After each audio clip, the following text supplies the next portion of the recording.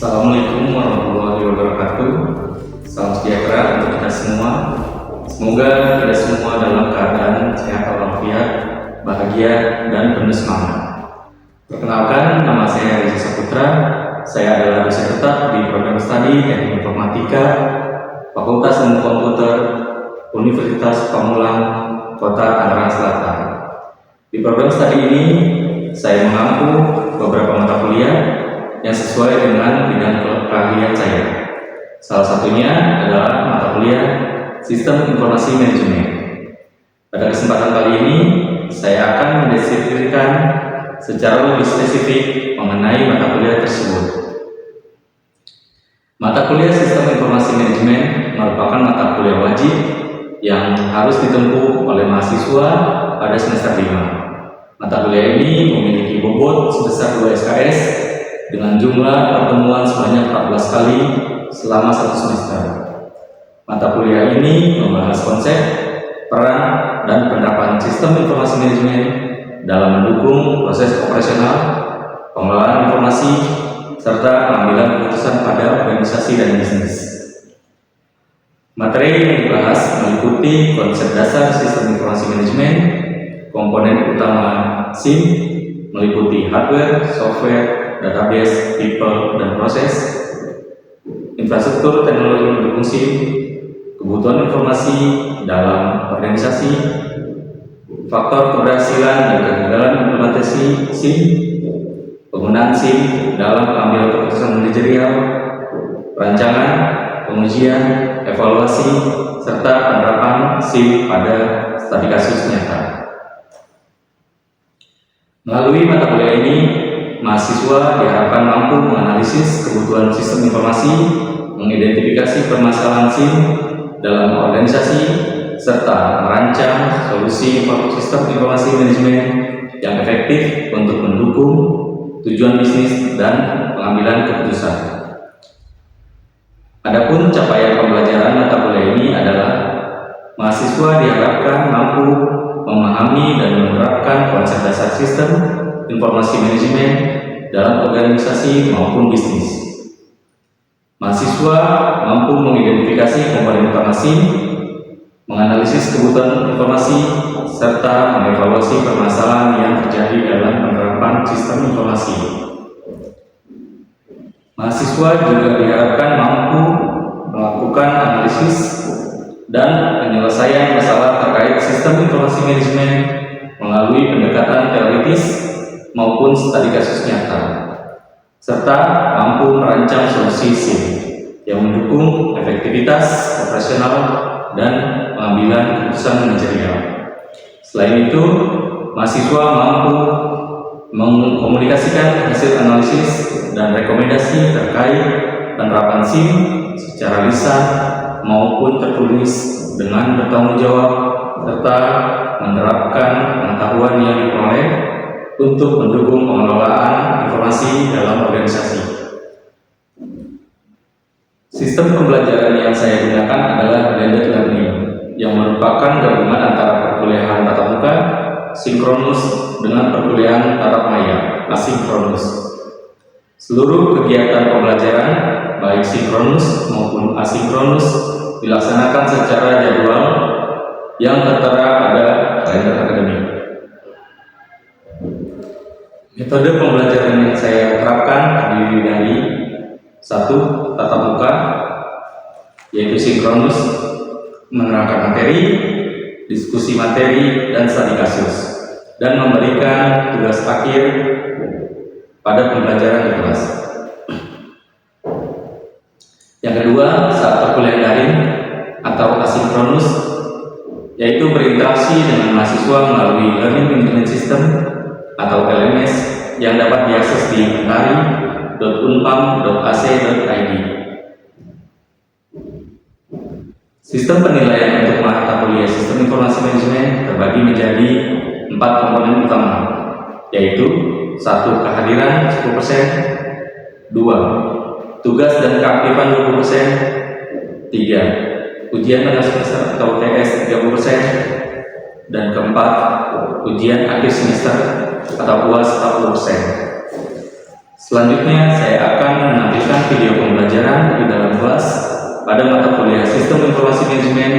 untuk pertemuan kedua dengan pokok materi komponen sistem informasi manajemen.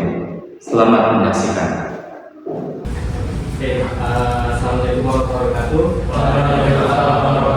wabarakatuh. Ya, selamat pagi semuanya ya. Bagaimana kabarnya hari ini teman-teman? Baik ya, sehat semua ya. Oke, sebelum kita mulai materi, kita berdoa dulu ya, berdoa masing-masing. Silakan. Oke, berdoa selesai. Oke, hari ini kita membahas terkait dengan sistem informasi manajemen ya, di mana hari ini kita pertemuan kedua membahas terkait dengan komponen sistem informasi manajemen. Nah, sebelum kita masuk ke materi, hari ini tadi saya udah lihat di Majupam ya, alhamdulillah semua hadir ya. Oke, Bapak ingin bertanya dulu ya teman-teman, siapa yang pagi ini buka Majupam atau LMS?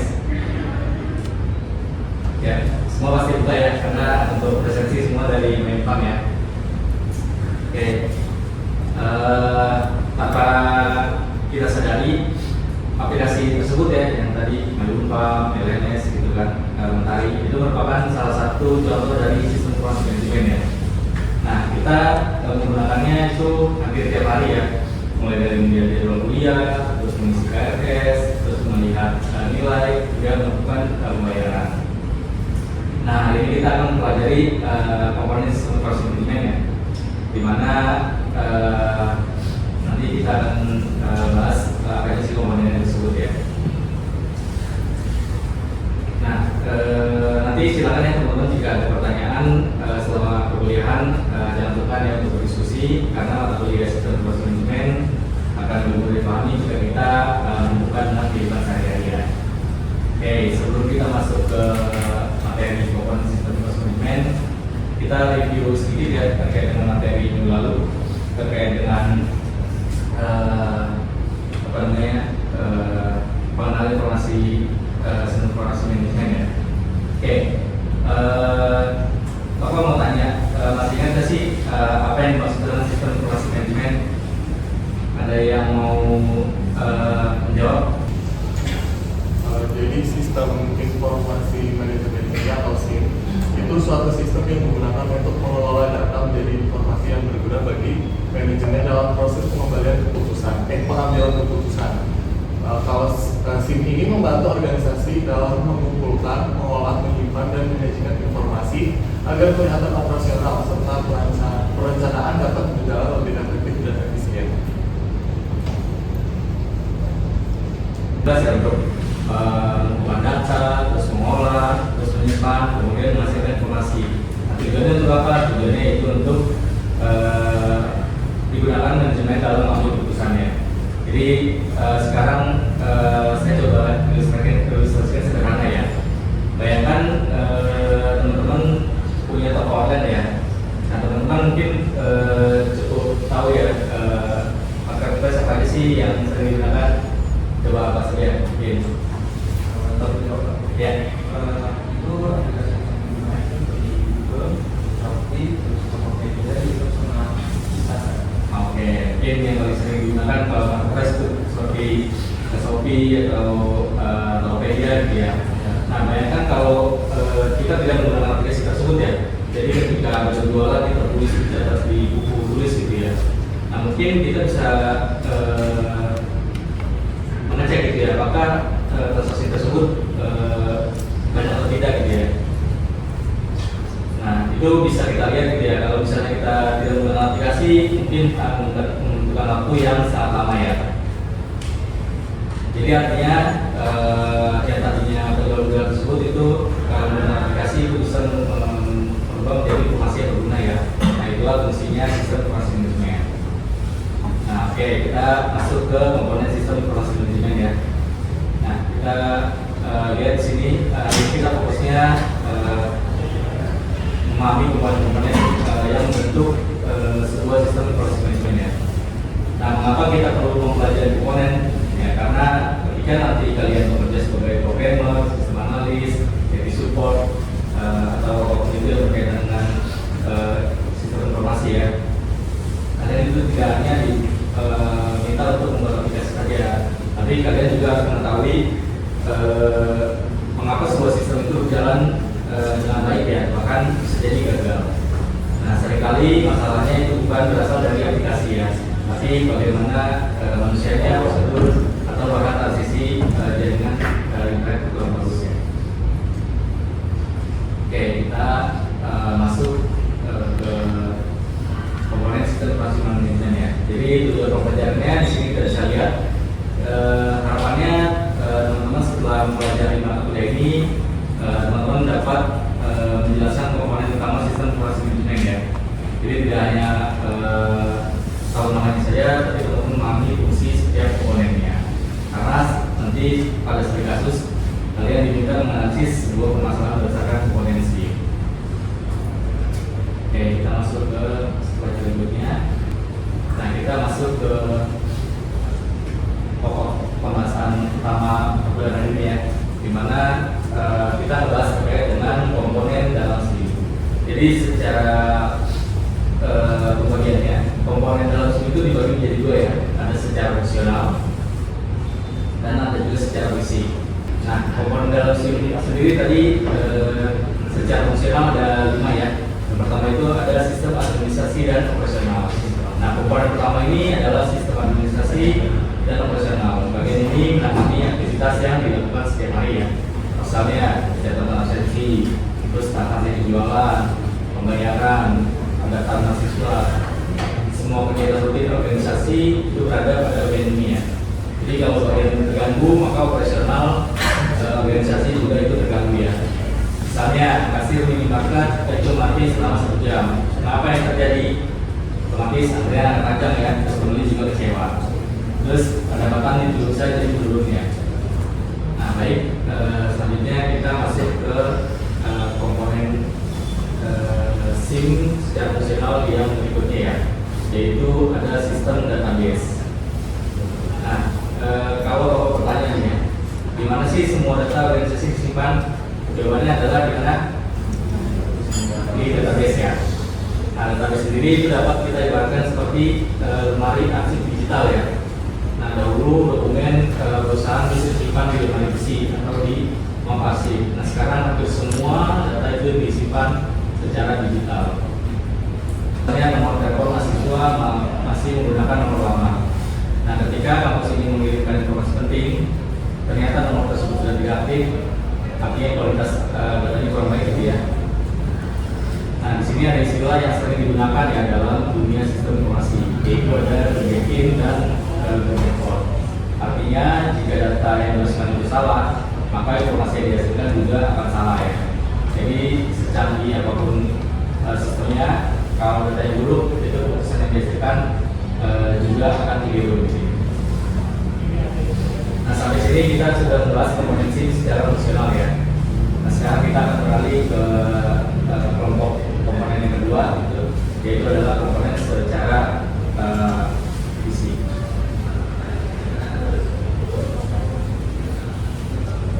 Nah, komponen pertama secara fisik itu adalah hardware atau perangkat keras ya. Jadi hardware sendiri merupakan semua perangkat fisik ya, yang digunakan untuk menjalankan sistem. Nah, contohnya komputer, laptop, server, printer, scanner, smartphone, bahkan laser print. Ya. Nah, kalau spesifikasi komputer terlalu rendah gitu ya, apa yang akan terjadi ketika membuka aplikasi yang besar? Mereka atau hang gitu ya. Oke, betul ya. Berarti bukan aplikasinya yang salah, yang selalu bermasalah gitu ya. Tetapi bisa saja perangkat kerasnya yang tidak mampu menjalankan aplikasi tersebut. Jadi ketika organisasi ingin membangun sebuah sistem informasi manajemen, hardware juga itu harus disesuaikan dengan kebutuhan. Nah, lanjut berikutnya itu ada perangkat lunak ya atau software. Nah, kalau software itu diibaratkan dalam tubuhnya, maka software ini bisa dibilang adalah salah satu otaknya gitu ya. Jadi hardware itu tidak bekerja jika tidak ada softwarenya yang mendukungnya. Nah, misalnya saat kalian membuka aplikasi Mailpam gitu ya. Nah, yang kalian lihat itu adalah software. Tapi software tersebut itu berjalan di atas software berupa laptop atau smartphone. punya hardware dan software itu selalu bekerja berpasangan gitu ya, tidak bisa dipisahkan.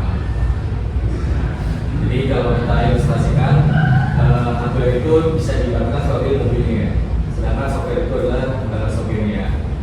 Nah, mobil yang bagus itu tanpa sopir itu tidak akan berjalan dengan lurus gitu ya. Apalagi mungkin di ibu kota yang padat gitu ya.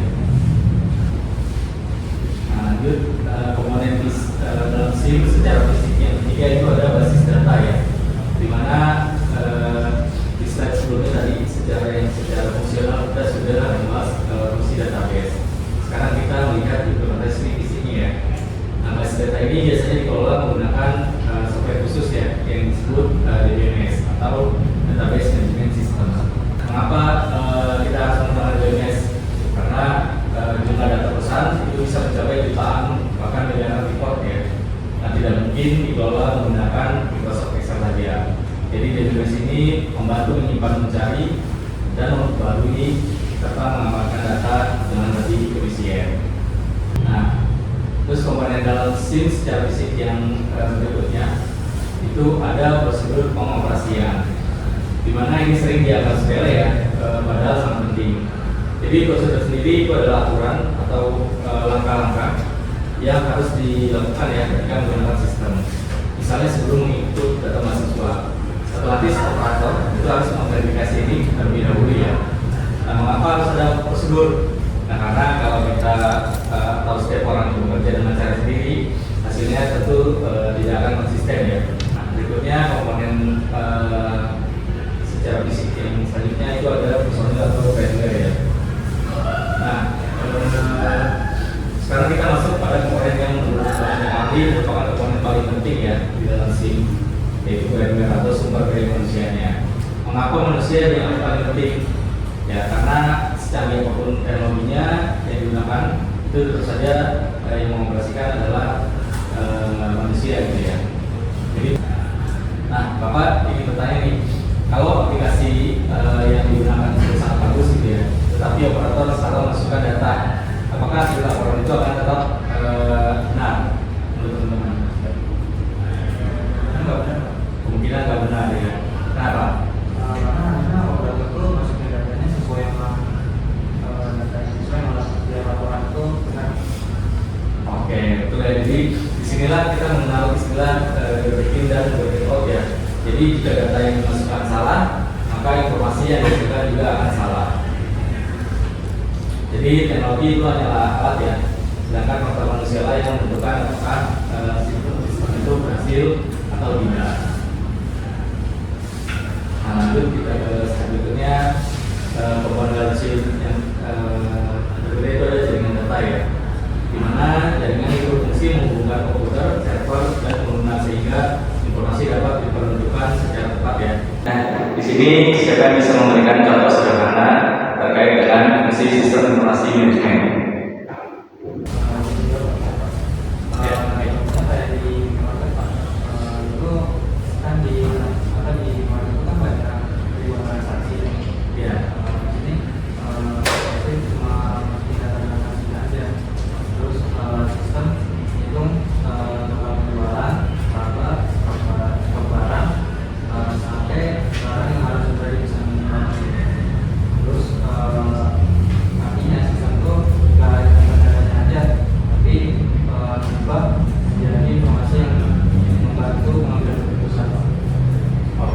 Artinya di sini si kasir dia hanya memasukkan data transaksi saja ya, sedangkan semua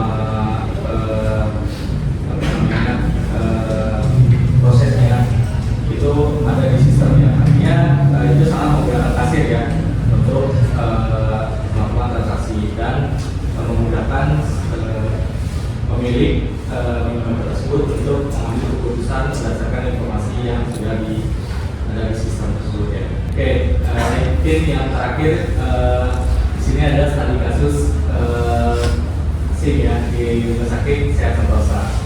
Nah, di sini teman-teman bisa bikin kelompok gitu ya.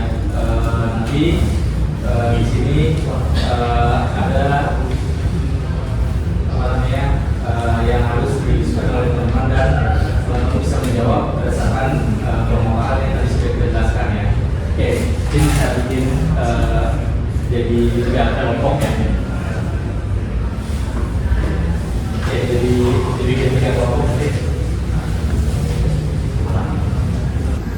mungkin dari kelompok 1 ya. Nah, dari kelompok 1 ini akan menjelaskan jawaban terkait studi kasus di rumah sakit ya.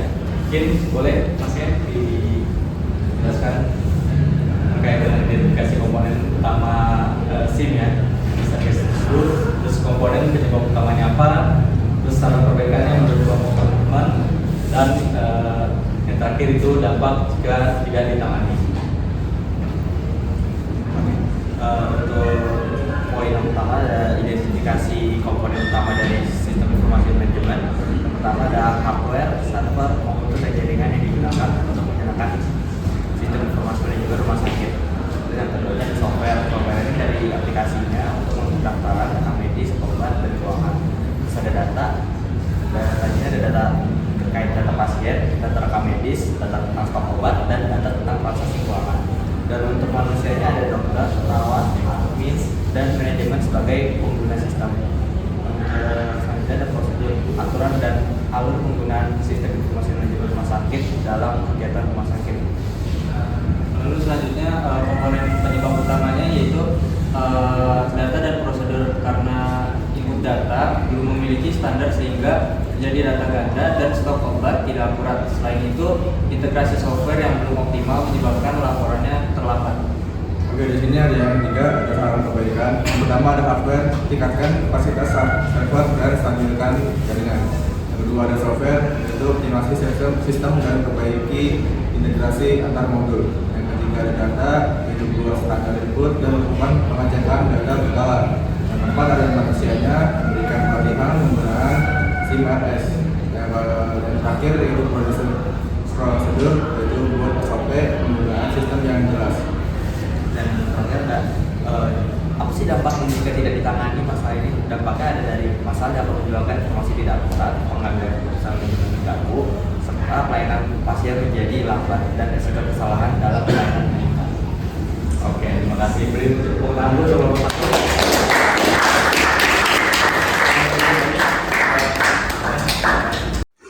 Ya, baik. Sebelum kita akhiri perjalanan ini, mari kita simpulkan ya terkait dengan hari ini. Kita telah mempelajari ya bahwa sistem informasi manajemen itu terdiri dari 2 kelompok komponen ya. Yang pertama itu ada komponen fungsional, di mana terdapat sistem organisasi, terus ada laporan manajemen, ada database, ada sistem pencarian, dan ada manajemen data. Sedangkan komponen fisik ya, yang kedua itu terdiri dari hardware, software, database, prosedur, brandware, dan jaringan data ya. Nah, semua komponen tersebut itu saling berkaitan. Jadi kalau suatu komponen bermasalah, maka kinerja sistem secara keseluruhan juga akan terganggu ya.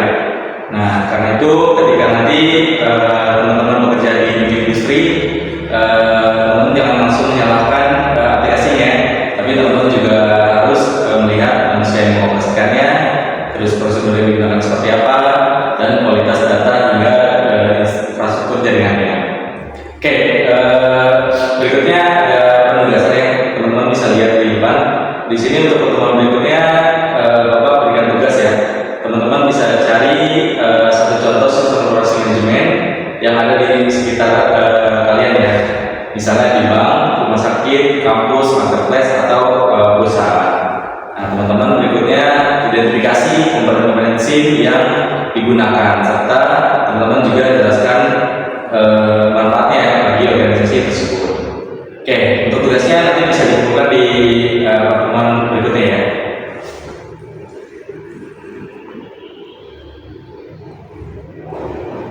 Nah, baik, demikian materi kita pada hari ini ya. Minggu depan itu pertemuan ketiga kita akan mempelajari mengenai teknologi pendukung SIM ya. Ada hardware, ada software, dan ada jaringan. Nah, semoga setelah mengikuti perkuliahan hari ini, teman-teman tidak hanya mengetahui ya definisi sistem informasi manajemen, tetapi teman-teman juga mampu memahami bagaimana setiap komponen itu bekerja ya, dan saling mendukung dalam sebuah organisasi. Oke, terima kasih atas partisipasi aktif dari teman-teman. Apabila ada pertanyaan nanti teman-teman bisa sampaikan ya di pertemuan berikutnya, ataupun kita juga bisa berdiskusi ya melalui LMS kita di Mentari. Oke, Bapak akhiri untuk kali ini. Bila itu hidayah, wassalamualaikum warahmatullahi wabarakatuh. sini pembahasan mengenai sistem informasi manajemen yang dapat saya sampaikan. Penyusunan video pembelajaran ini merupakan wujud komitmen saya dalam mendukung terciptanya proses belajar mengajar yang efektif dan berkualitas, sekaligus sebagai bagian dari pemenuhan persyaratan sertifikasi dosen tahun 2026. Besar harapan saya agar materi yang telah dipelajari dapat menjadi bekal bagi mahasiswa dalam memahami peran sistem informasi manajemen, baik dari sisi konsep maupun implementasi di berbagai organisasi.